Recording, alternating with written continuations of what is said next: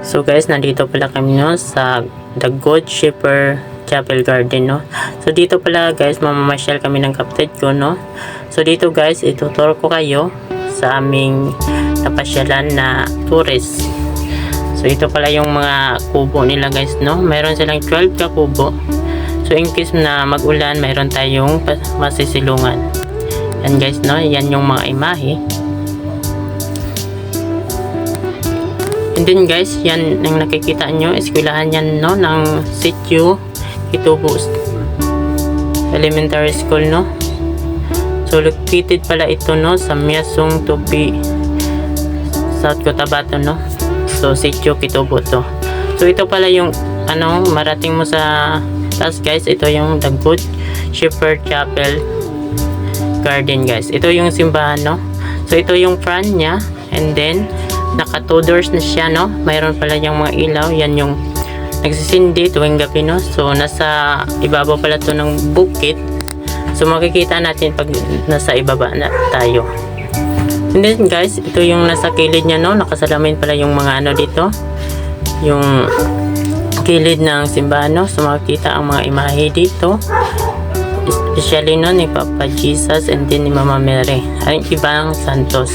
So dito naman sa likuran guys, makikita natin yung Mount Matutom. So maganda yung view dito. And then yan yung sa likuran niya guys. At yan guys, yung nakikita nyo na mga bundok no. Yan yung bundok na malalapit sa tourist na to. At yan guys, dati before guys, mga bulaklak dyan. Pero ngayon, dahil sa sobrang init, so namamatay yung mga bulaklak natin.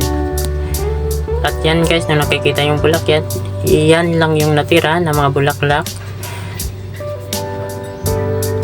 At the left side naman guys, ganon din no, nakasalamin din yung ano. Same lang din sa kabila.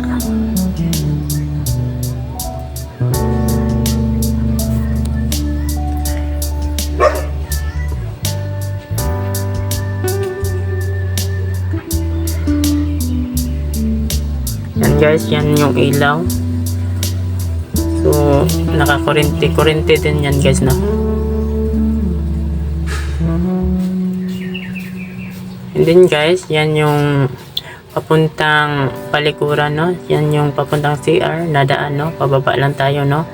In case na mamasyal kayo dito, so pag once nga CR kayo, dito lang yung daan pababa guys.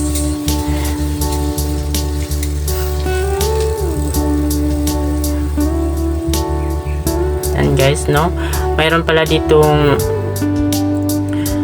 yung palikuran na to guys, yung pang babae and pang lalaki guys no. So kompleto to guys na mayroon silang tubig. And then guys, itong hagdan na to, ito yung pababa para makita yung mga view na mga bulaklak na tinanim nila no. So mayroon pala silang mga pine tree na mga punong kahoy. And guys, yan yung mga bulaklak nila no.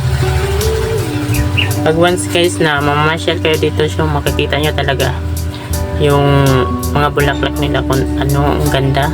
So sobrang ganda talaga guys, makabusog talaga sa mata.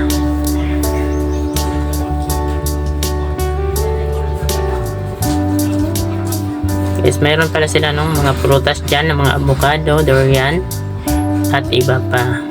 So pabalik na pala ako guys no, kasi sobrang taas ng hagdan no. Yan guys, yung nakikita natin sa camera no. So magdiwa pala yan na namasyal dito no. So pumunta talaga sila no, para makita talaga nila lang yung view sa tourist na to no.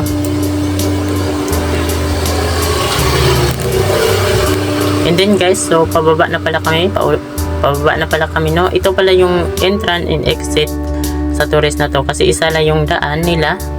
So dito makita din natin yung mga view, yung mga kabundukan, makikita din natin kasi nasa taas talaga to ng bundok no, nasa tuktok talaga to. So dito guys, dito din nagdaan yung kapatid ko no. Yan guys, so nakikita naman nyo yan, yung mga kubo na yan. And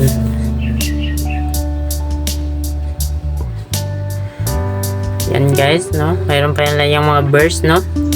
Na nakasulat. So, hanggang dito na lang guys, no? Sana wag nating kalimutang mag-follow, mag-share sa video na to. Sana, no? Nabusog ang inyong mga mata sa panonood ng video na to.